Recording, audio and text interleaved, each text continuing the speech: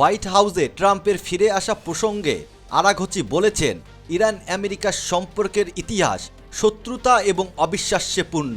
তিনি উল্লেখ করেছেন যে আগেরবার ট্রাম্প প্রশাসনের অধীনে যুক্তরাষ্ট্র পরমাণু চুক্তি থেকে সরে গেছে এবং ইরানের ইসলামিক রেভলিউশনারি গার্ড কুদ ফোর্সের প্রধান কাসেম সুলাইমানিকে হত্যা করেছে। ইরানের পরমাণু স্থাপনাগুলোতে কোনো হামলা হলে তা সর্বাত্মক যুদ্ধকে উস্কে দেবে বলে সতর্ক করেছেন দেশটি। ইরানের পররাষ্ট্রমন্ত্রী আব্বাস আরাঘচি বলেছেন, ইসরায়েল বা যুক্তরাষ্ট্রের দ্বারা ইরানের পরমাণু স্থাপনাগুলোতে যে কোনো হামলা অঞ্চলটিকে একটি সর্বাত্মক যুদ্ধে ঠেলে দিবে।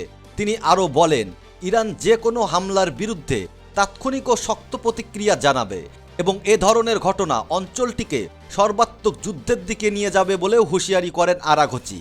মার্কিন প্রেসিডেন্ট ডোনাল্ড ট্রাম্প ইসরায়েলের প্রধানমন্ত্রী বেনইয়ামিন নেতানিয়াহুকে ইরানের পরমাণু স্থাপনাগুলোয় হামলা করার ক্ষমতা দিতে পারে বলে উদ্বেগ বেড়েছে তেহরানের।